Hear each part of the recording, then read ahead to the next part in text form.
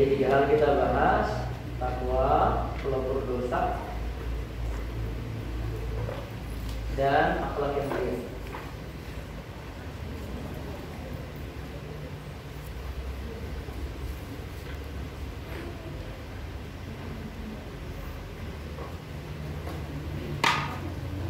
Hadisnya dari Abu Dzar, Jundub bin Junadah, dan Abu Abdurrahman, Mu'adz bin Jabal radhiyallahu anhuma.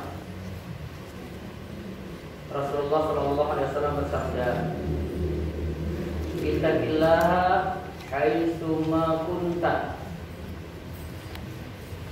Ittaqillaha haitsu ma kunta. Wa atbi'is sayyi'atal hasanata tamhuha. Wa khaliqin nasa bi khuluqin hasanin. Rawahu Tirmidzi wa qala haditsun hasan wa bi baqi nusakh hasanun sahih.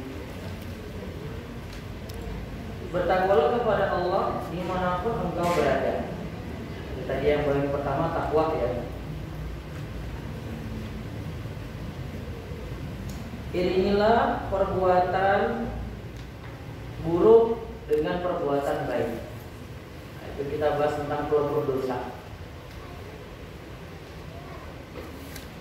Terus yang ketiga, wa khaliqin nasa bi khuluqin hasan. Dan berakhlaklah dengan manusia dengan akhlak yang mulia. Dari kata ittaqillaha, terus wa atbi'i, terus wa khaliqi, itu semua kata kerja perintah kalau dalam bahasa Arab. Fi'il amr. Itu perintah berarti untuk bertakwa, ikutkan keburukan dengan kebaikan, artinya leburlah keburukan itu dengan kebaikan. Kemudian berakhlaklah dengan manusia dengan akhlak yang mulia. Hadis ini riwayat Tirmidzi. Hadisnya hasan. Dan di sebagian nusakh, sebagian naskah disebutkan hasan sahih. Baik ibu sekalian, kita bahas dari yang pertama, takwa dan pengertiannya. Bertakwa dan berakhlak mulia itulah yang paling banyak menyebabkan masuk surga. Kalau di sini langsung diterangkan, takwa itu asalnya adalah menjadikan antara seorang hamba dan sesuatu yang ditakuti suatu penghalang. Berarti antara kita dengan sesuatu yang kita takuti itu ada penghalang. Nah, penghalang itu namanya takwa.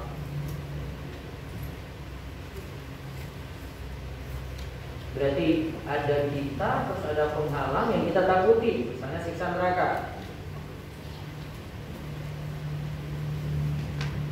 Ada takwanya kita di sini. Ini yang kita takuti, misalnya siksa neraka.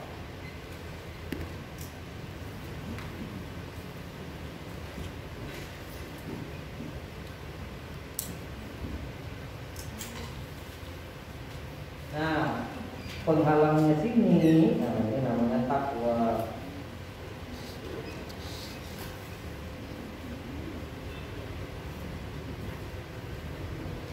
Nah, yang menyebabkan kita dapat siksa apa? Maksiat di sini. Berarti takwa ini menghalangi kita dari maksiat.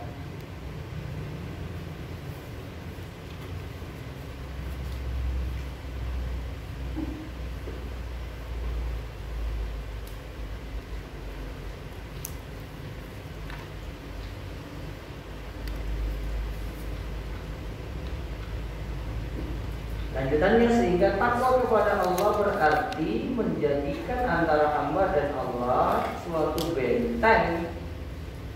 Jadi suatu benteng atau penghalang yang dapat menghalangi dari kemarahan, yang dapat menghalangi dari murka, yang dapat menghalangi dari siksa Allah. Takwa ini dilakukan dengan melaksanakan perintah, dan menjauhi maksiat. Nanti pengantar lengkapnya ada dua.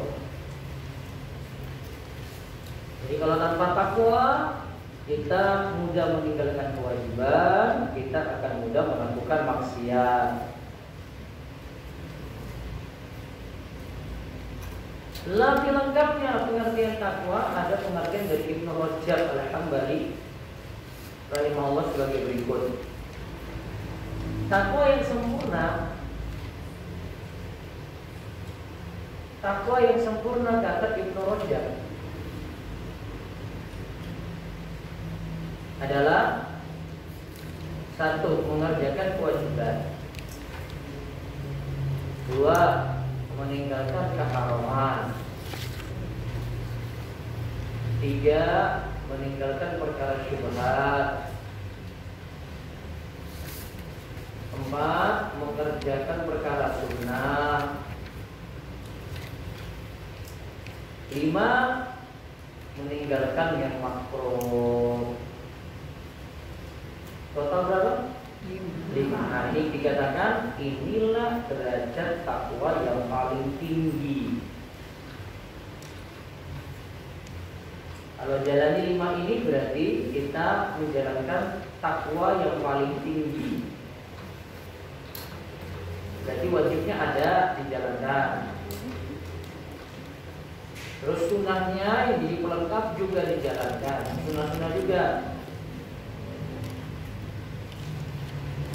Kemudian yang haram ditinggalkan, yang haram ditinggalkan. Kemudian yang makruh juga ditinggalkan. Lalu ditambahkan lagi yang kelima, perkara syubhat. Syubhat masih adalah perkara yang masih belum jelas halal dan haramnya. Antara halal dan haram masih belum jelas.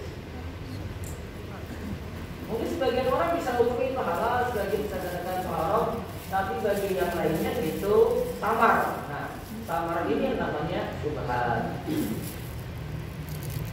Nah, kalau jadi syubhat sini, jadi syubhat mending apa? Ditinggalkan. Perkara syubhat itu mending apa? Ditinggalkan. Ibu udah tahu suatu masalah nih ya, saya pakai ini apa enggak nih? Ini bilang boleh jadi afdal, saya enggak pakai dulu.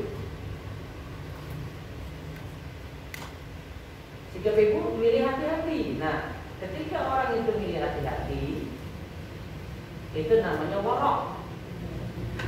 Jadi orang yang meninggalkan syubhat itu diistilahkan dengan warok.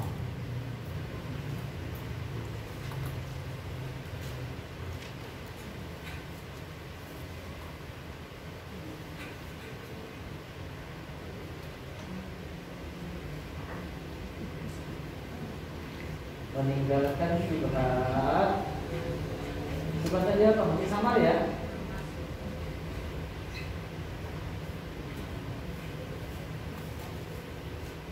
Masih samar. Nah, kalau dia tinggalkan, dia disebut memiliki sifat warok.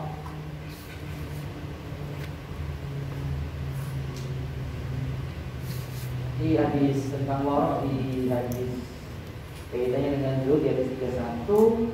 Kemarin kita sudah bahas di hadis ke-6.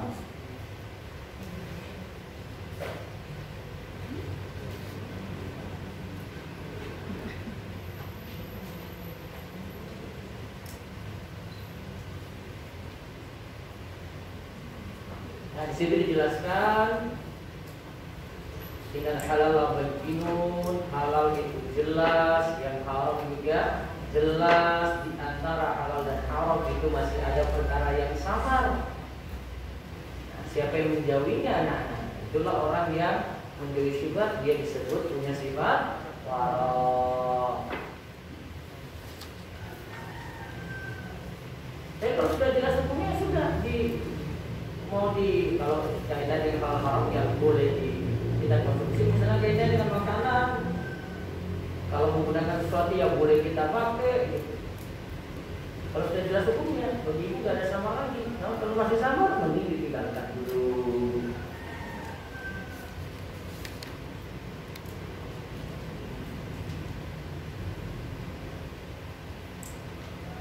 Baik. Jadi itu takwa yang sempurna ya menurut Ibnu Rajab Al-Hambali dalam kitab Jami'ul Ulum wal Hikam. Nah, terus Talib bin Habib rahimahullah mengatakan di tulisan Arab itu yang jelas.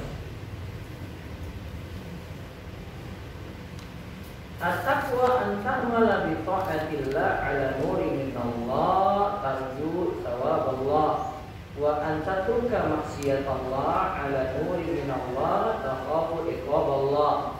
Takwa itu engkau menjalankan ketaatan pada Allah ala nuri min Allah, atas petunjuk dari Allah, atas petunjuk cahaya dari Allah. Jadi kita bisa melakukan ketaatan, kita melakukan ibadah itu petunjuk dari Allah. Dicatat tuh. Jadi nggak bisa kita bilang saya itu bisa sholat, saya bisa puasa, saya bisa jalani puasa sunnah, ya, karena saya sendiri nggak boleh.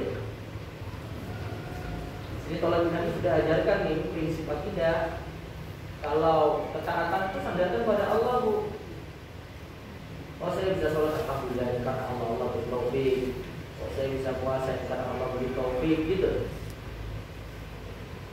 Jangan kembalikan ke diri, tapi kembalikan ke Allah.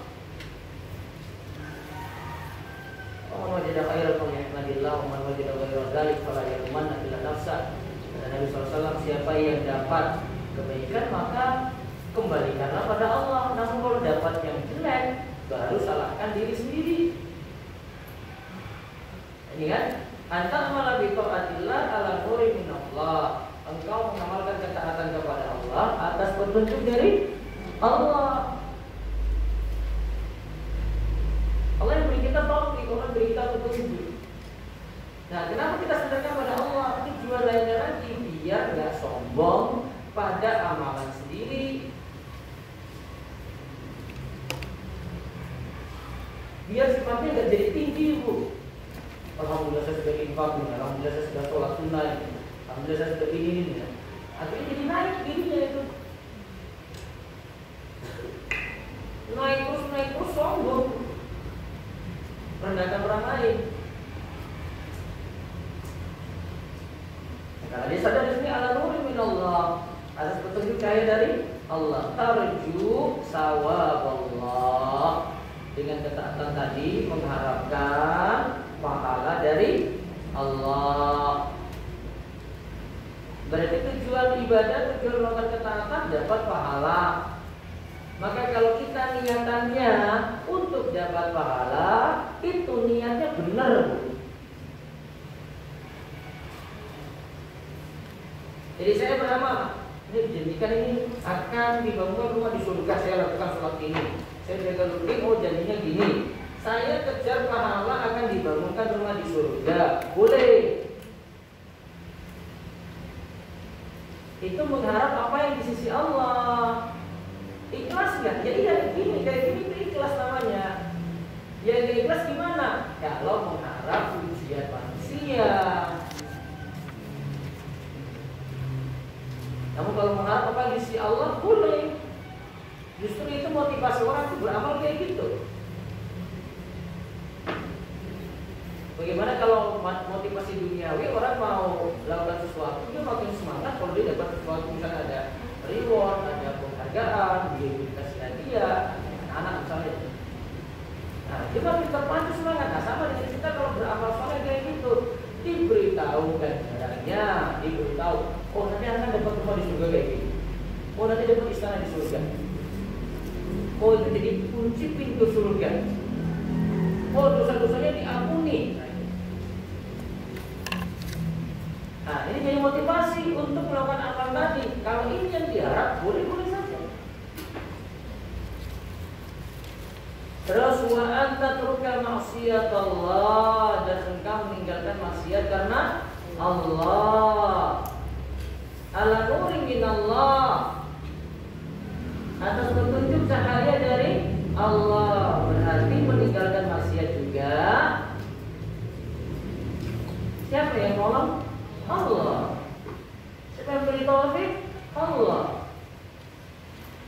Siapa yang suruh jauhkan itu? Allah juga.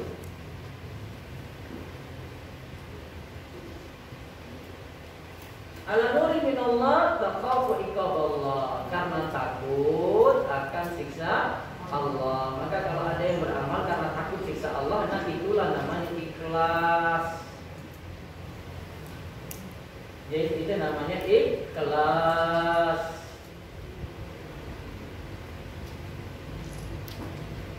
Berarti ikhlas kalau dari sini pengertiannya adalah mengharap apa yang ada di sisi Allah dan takut akan siksa Allah. Itu namanya ikhlas.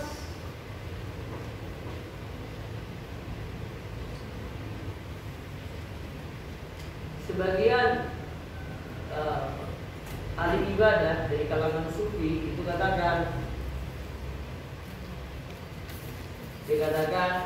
janganlah engkau beribadah karena mengharap surga Allah. Janganlah kamu itu takut akan berbuat maksiat karena takut akan siksa Allah.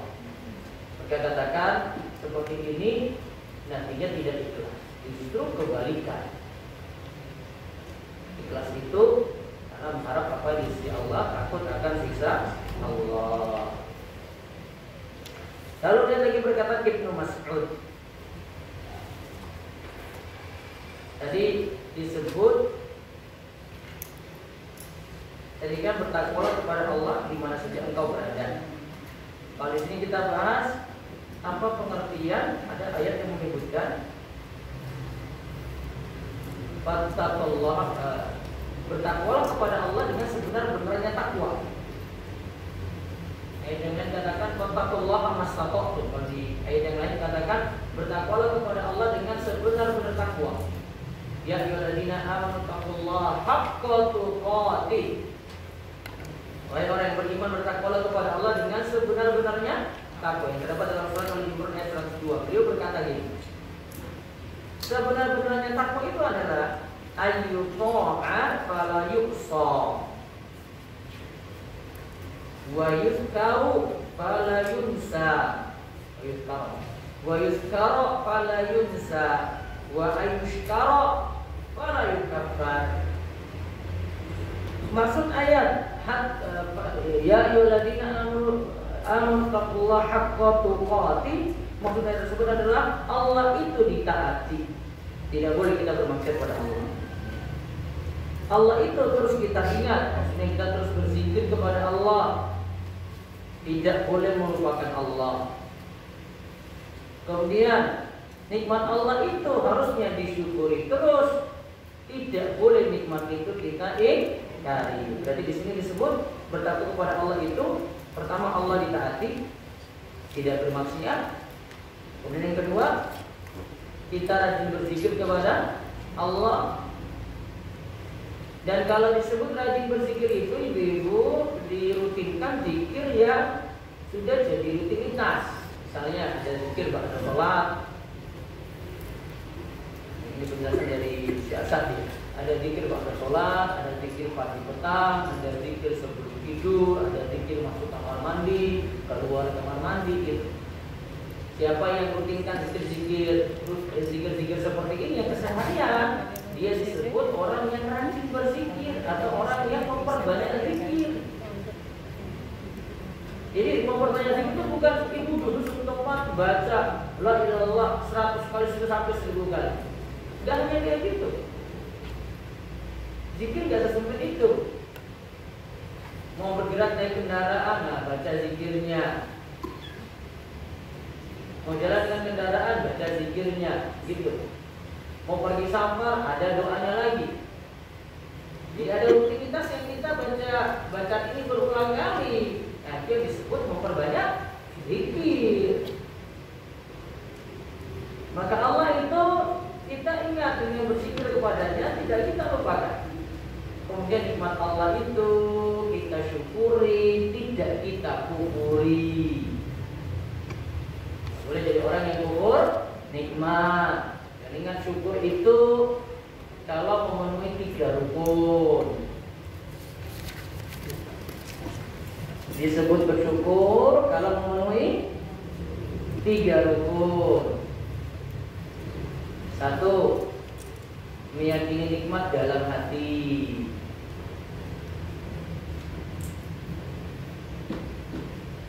Dua,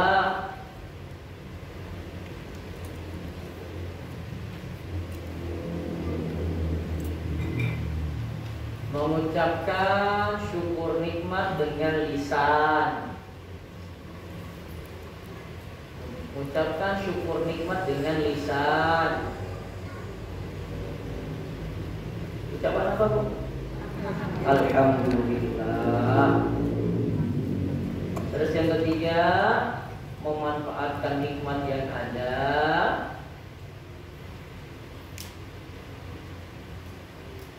dengan melakukan ketaatan, bukan maksiat.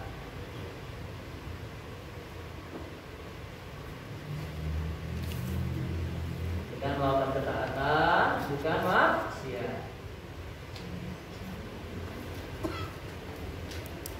Jadi yang pertama hatinya, terus yang kedua lisannya, yang ketiga itu anggota badannya, Bu. Berarti kalau orang itu bermaksiat, dia tidak disuruh bersyukur. Nah, kalau dia itu dengan anggota badannya dia itu manfaatkan dengan ketaatan, misalnya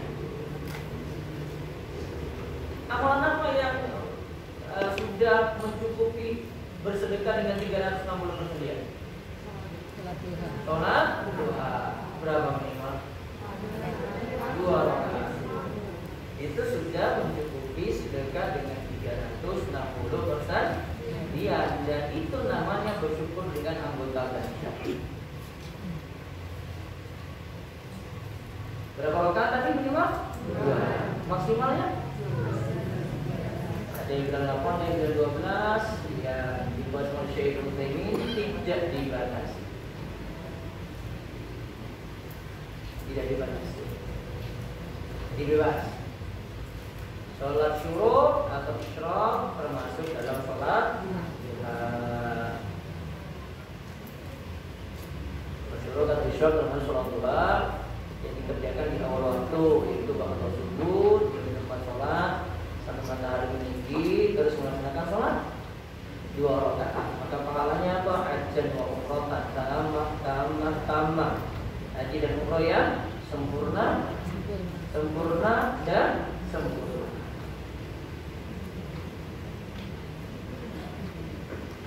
Maka lihat sekali lagi pengertian bertakwa dengan sebenar-benarnya. Takwa itu 3 hal berarti ya.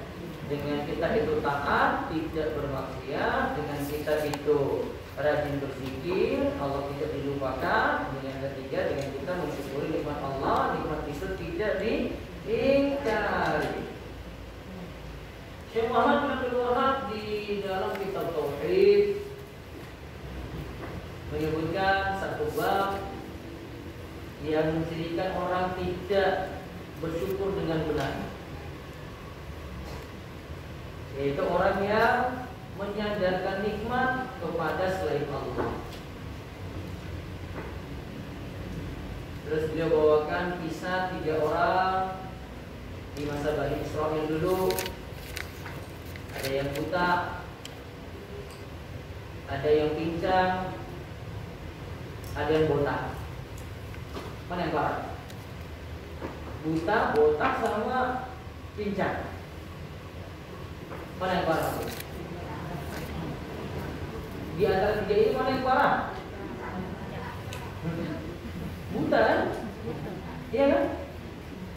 Mana yang paling berat dari 3 itu? Botak, parah juga ada rambut kok. Masih bisa hidup juga. Pincang dia tidak terlalu seperti orang buta. Kalau buta sulit, dia punya kesulitan banyak. Nah, diuji masing-masing. Dikasih ternak, ada yang dikasih unta, ada yang dikasih sapi, ada yang dikasih kambing. Kebetulan si buta itu dikasih kambing. Dan yang ketika mereka dikasih terus akhirnya beternak, jadi berkembang biak, akhirnya kambing tadi jadi banyak, sapi tadi jadi banyak, unta tadi jadi banyak. Ternyata yang memelihara kambing itu lebih bersyukur daripada yang memelihara sapi dan yang melihara kambing tadi si budak tadi. Maka didatangi lagi oleh malaikat ketika sudah beri dan mereka sudah jadi orang sukses. Datangi lagi oleh malaikat yang sebelumnya datangi mereka kasih ternak-ternak tadi.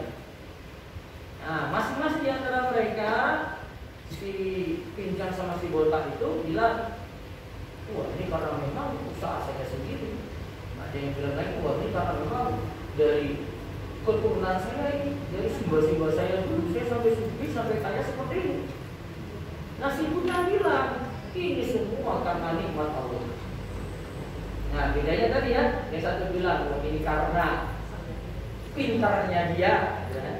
Satunya lagi bilang, ini karena saya itu dari keturunan yang kaya gitu ya. Jadi saya keadaannya kayak gini. Nah, yang satu bilang apa? Saya mendapatkan ini karena nikmat dari Allah. Mana yang bersyukur? Ya sadarkan nikmat tadi pada Allah. Kemudian dari cerita ini juga ada kisah unik kalau memelihara kambing itu lebih bersyukur daripada orang yang memelihara sapi dan unta. Kenapa? Kenapa? Kalau orang desa itu rasakan ternak kambing itu orang biasa. Kalau ternak sapi itu wong sugih benar.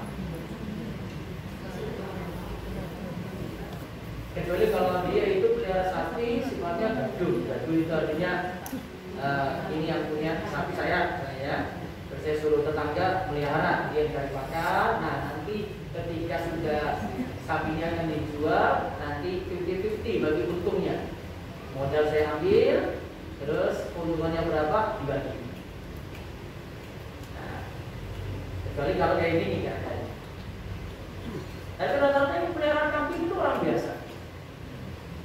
Tidak menunjukkan seperti orang pelihara sapi. Kalau sudah kamu ternak apa? Sapi, itu sudah kelas atas itu. Tapi kalau pelihara kambing, biasa saja. Makanya Nabi SAW itu jadi penggembala apa? Penggembala unta, sapi, atau kambing? Kambing. Karakternya beda. Orang yang tawadhu, sederhana, biasa. Gitu.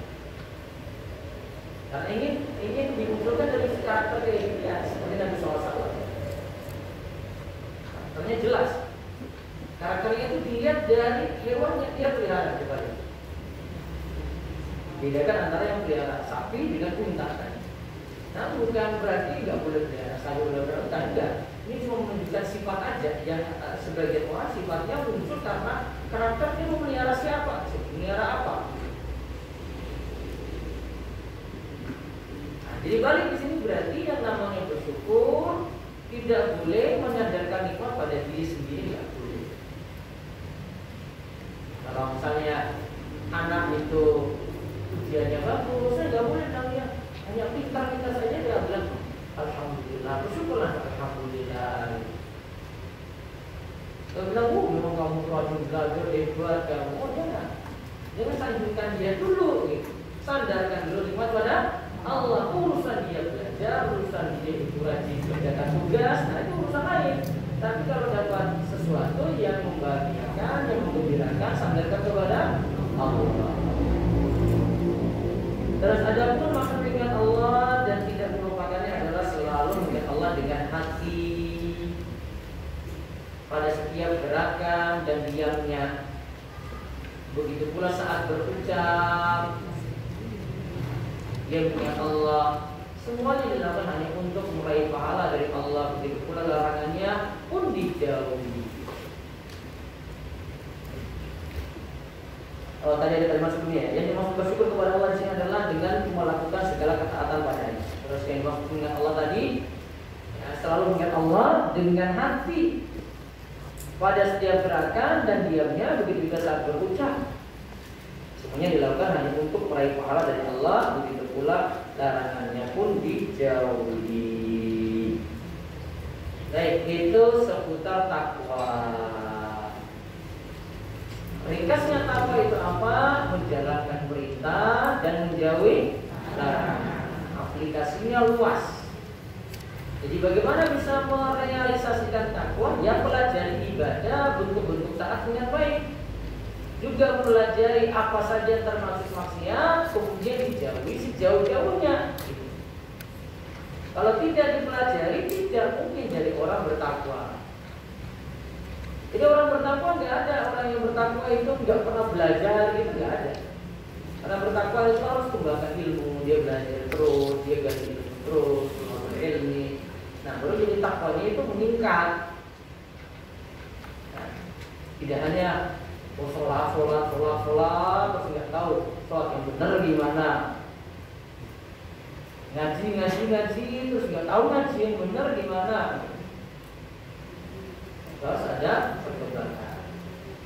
Nah, kemudian yang kedua, mengikutkan kejelekan dengan kebaikan. Artinya tadi kejelekan dosa bisa dilebur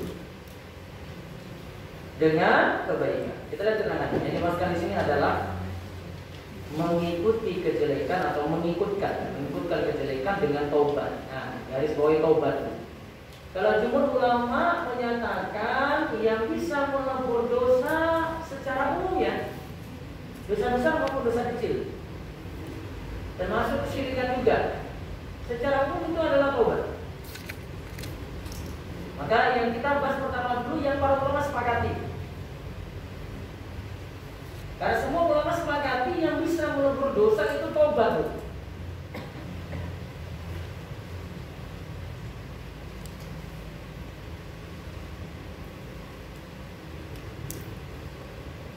Terus kapan disebut bertobat?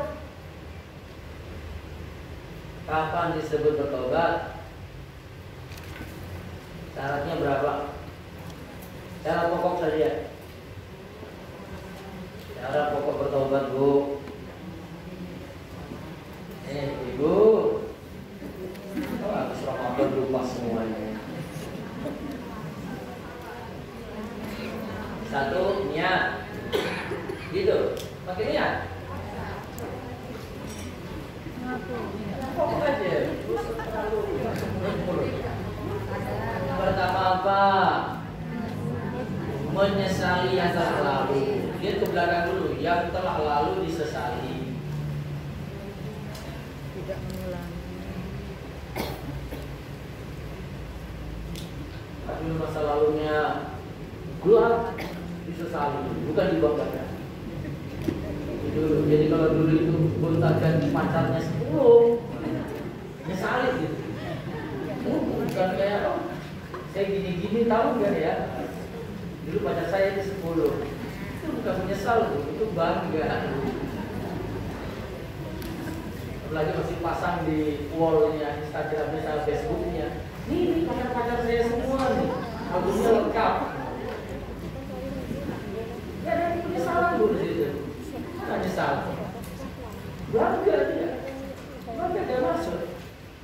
Menyesal dia sambil menangis loh. Dia mau nangis kelebihan gitu, dahsyat gitu. Pertama, yang lalu ya, yang lalu disesali. Terus yang saat ini kembali taat. Saat ini kembali taat. Kembali taat itu berarti dua kemungkinan. Kalau itu dosa atau maksiat ditinggalkan. Kalau itu ketaatan, misalnya sholat, dia bolong-bolong, berarti lakukan itu lagi. Itu namanya kembali taat. Bukan orang tobat dari sholat, Ustaz sudah tobat nih Pak Ustaz. Saya kemarin sholatnya bolong-bolong. Sudah sholat belum? Belum juga. Kalau nggak ada realisasinya, nggak disebut tobat. Dia nggak kembali taat namanya. Yang ketiga, bertekad tidak mau mengulangi lagi. Ingat ya, kalimatnya bertekad, bukan kalimatnya tidak boleh mengulangi lagi. Soalnya kalau pakai syarat tidak boleh diulangi lagi, realitanya bisa diulangi lagi, dia ulang lagi gitu. Yang penting sudah bertekad. 3 ini syarat pokok. Yang lainnya itu cuma tambah-tambah saja ya. Ada yang nambahkan dengan waktunya sampai kapan tambah. Tapi kalau yang 3 ini pokok. Di situ dalam 3 ini tidak ada sholat sunnah taubat. Sholat sunnah itu taubat bukan syarat, cuma sunnah. Paham ya? Kalau tidak lakukan sholat sunat taubat, yang penting 3 syarat ini terpenuhi, ya sudah cukup. Yang penting 3 syarat ini syarat pokok. Dikatakan oleh Imam Bukhari sebagai syarat taubatan nasuh. Syarat dari Imam Bukhari kata para ulama 3 syarat ini harus dipenuhi untuk disebut taubatnya taubatan nasuha, taubat yang tulus.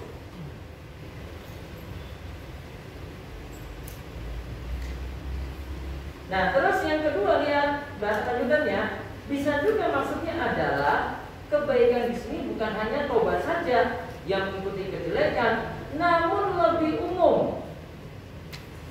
Berarti dosa itu bisa dilebur bukan hanya dengan taubat, namun kebaikan secara umum. Nah, coba kita rinci.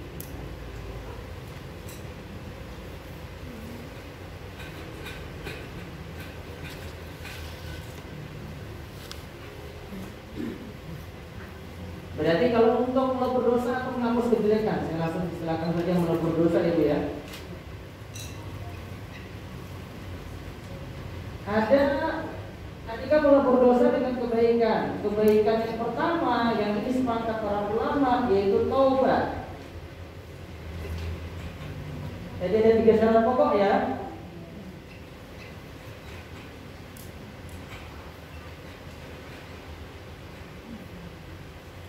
Ada yang melebur dosa lagi dengan kebaikan, Bu. Nah, ini kebaikan yang ini saya rinci nanti. Kebaikan secara umum.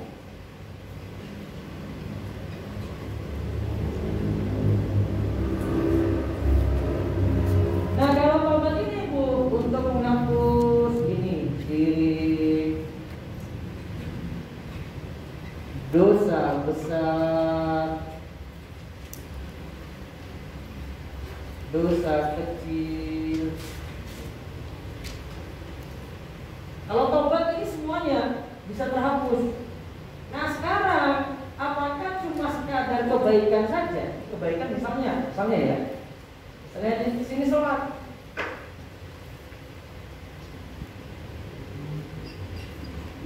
Disebutkan dalam hadis itu sholat, Bu. Sholat 5 waktu misalnya.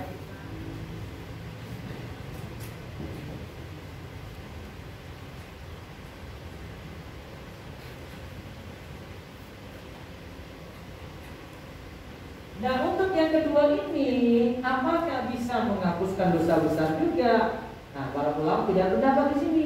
Kalau jumhur mengatakan dosa besar ini cuma bisa dihapus dengan taubat. Cuma sekadar sholat saja belum bisa menghapuskan dosa besar. Padahal dalam hadis disebut sholat ini bisa melebur dosa. Berarti kalau menurut pendapat jumhur, sholat ini cuma bisa menghapuskan dosa kecil saja. Kalau untuk dosa besar bagaimana? Taubat. Namun kalau dosa kecil bisa cuma sekadar sholat 5 waktu. Karena di antara sholat 5 waktu dosa-dosa itu akan dilebur. Itu pendapat pertama ya. Taubat itu menghapus dosa besar. Berarti cuma sekadar kebaikan saja tidak bisa menghapus dosa besar. Sekarang saya jelaskan pendapat yang lain biar tahu ada pendapat yang lebih bagus lagi.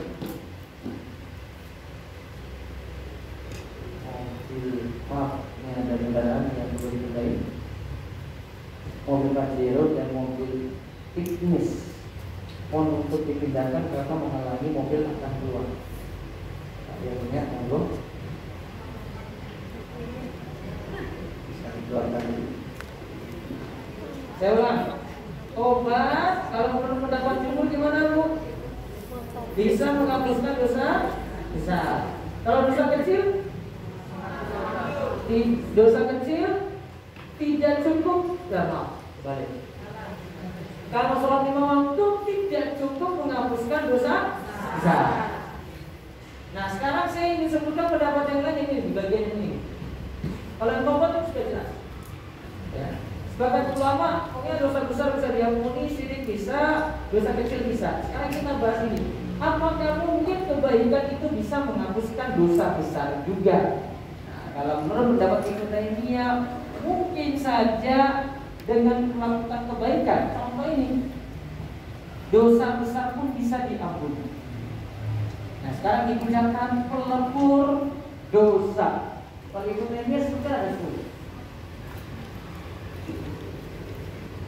10 pelebur dosa.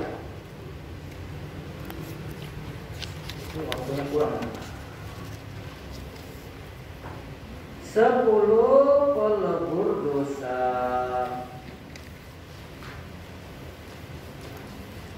Menurut Ibnu Taimiyah. Artinya kalau dibilang 10, Bu, berarti kita tidak bahas hanya taubat saja. Ya jelas berarti nomor satunya dengan tulis taubat. Nah, itu sudah jelas. Pelebur dosa yang pertama itu adalah taubat.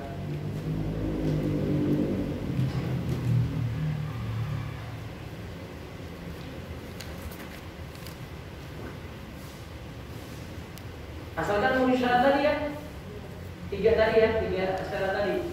Terus yang kedua, amalan pelebur dosa adalah istighfar. Ucapan istighfar.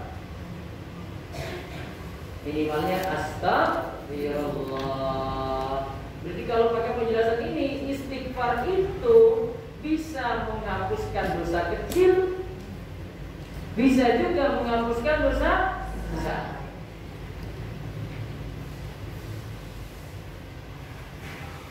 Terus yang ketiga,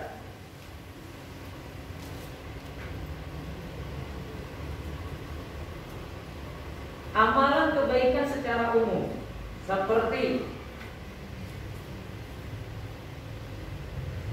sholat 5 waktu, puasa Ramadan,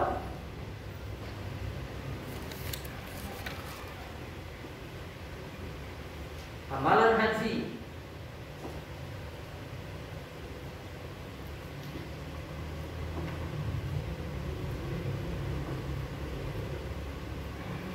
sedekah, dan amalan kebaikan secara umum. Karena hadis-hadis menyebutkan amalan-amalan ini bisa melebur dosa. Oke. Berikutnya lagi yang keempat, doa orang mukmin kepada yang telah meninggal dunia. Seperti dalam sholat jenazah, kan kita ada permohonan minta ampun untuk yang meninggal. Allahumma ighfir lahu warhamhu wa'afihi wa'fu anhu, seterusnya. Itu ya. Terus yang kelima, ini bisa juga melebur dosa. Kalau 4 dan 5 ini terkait dengan orang meninggal semua. Yang kelima, amalan kebaikan yang ditujukan untuk orang yang telah meninggal dunia.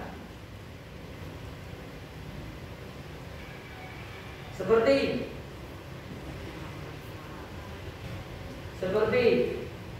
membayar utang puasa. Dan orang yang meninggal dunia punya utang, terus dibayarkan, maka beban dia, ya seharusnya dia kan lakukan kewajiban ini, beban dia jadi berkurang di situ. Kalau kelima ini kita bahasakan dengan kirim pahala pada orang yang telah meninggal dunia. Nah, kalau yang nomor 5 ini pendapat yang paling kuat, kalau pendapat Madzhab Syafi'i, itu cuma berlaku untuk orang-orang tertentu. Tidak semua amal. Tidak semua amal.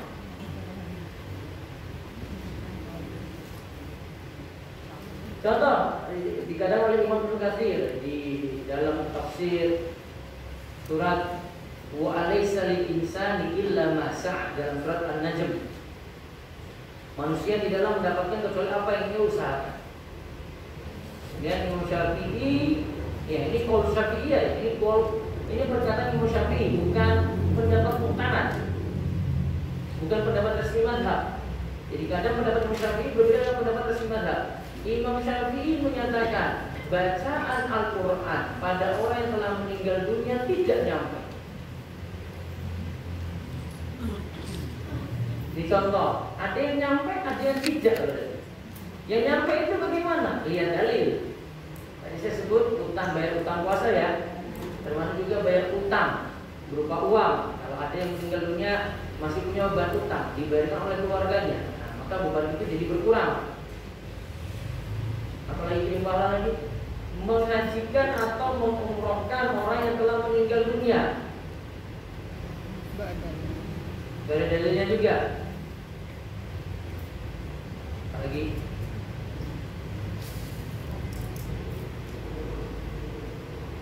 kirim pahala sholat, nggak ada dalilnya. Sedekah atas nama orang yang telah meninggal dunia juga nyampe. Termasuk ada yang mewakafkan sesuatu ya. Ini punya uang, ini uang jadikan sendiri nih bu. Saya wakafkan atau saya sedekahkan ini atas nama orang tua saya atau simbah saya, nyampe.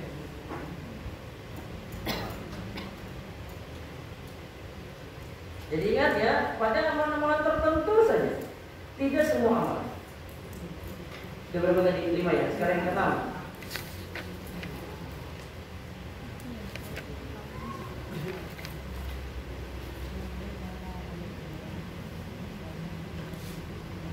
Yang bisa melakukan dosa juga adalah syafaat Nabi Sallallahu Alaihi Wasallam pada pelaku dosa besar.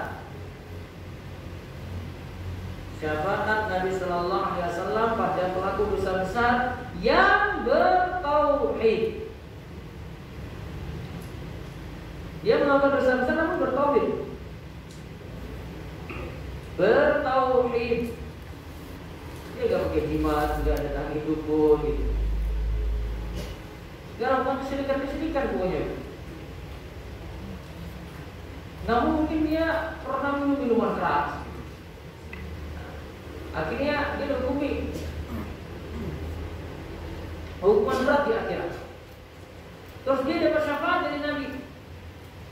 Nah, maka dosa dia tadi bisa terhapuskan, bisa dikurangi, ya, bisa jadi dia dikeluarkan dari neraka dikarenakan dia bertauhid. Kalau ahli syirik atau orang kafir nggak bisa. Terus yang ketujuh yang bisa melakukan dosa lagi, musibah di dunia. Musibah di dunia itu melakukan dosa. Yang kedelapan, kata Imam Taimiyah, ujian di alam kubur.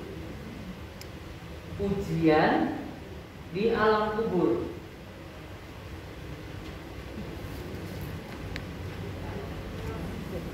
Termasuk juga siksaannya. Jadi kalau orang ada yang sudah dapat siksa dalam kubur, nanti di akhirat hukumannya jadi berkurang, Bu. Terus yang ke-9,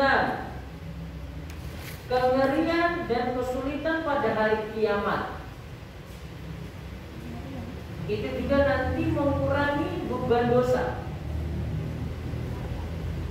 Kengerian dan kesulitan, misalnya matahari nanti pada hari kiamat itu mendekat, akhirnya orang-orang itu akan memandikan keringat, susah pada saat ibadah mahsyar.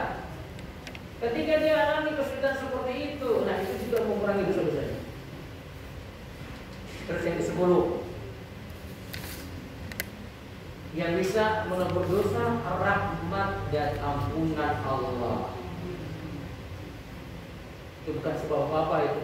Pokoknya rahmat dan ampunan Allah.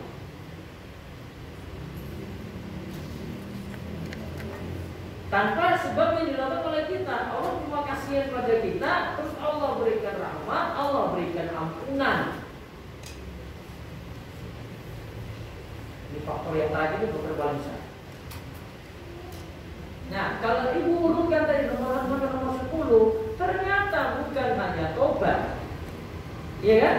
Berarti kalau pakai pendapat ibu Taimiyah, yang bisa melebur dosa, baik dosa besar juga, termasuk dosa besar juga Bu, itu bisa dengan amalan kebaikan selain dari taubat. Jadi dari nomor berapa tadi? Dari nomor 2 sampai nomor 10. Dan ada juga sebagian adalah amalan kebaikan. Dan dari nomor 2 sampai nomor 10.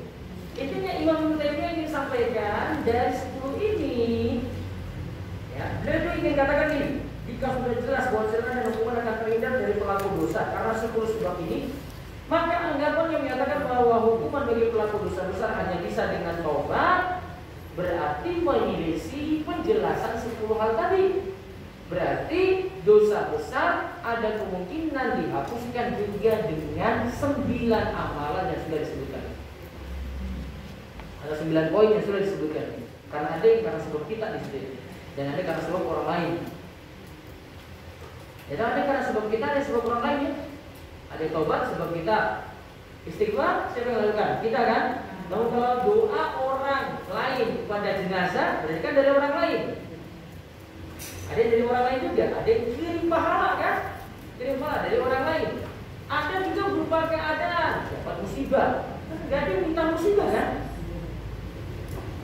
Ada karena kesulitan pada hari kiamat, ada karena kesulitan di alam kubur, ya ujian di alam kubur. Ya faktor yang terakhir itu tidak ada sebab apa. Allah beri rahmat. Itu untuk penjelasan yang kedua tadi. Wa'at bisayyatan hasanatan. Penjelasan lengkapnya masih kita bahas pertemuan berikutnya insyaallah. Cukup sampai di sini.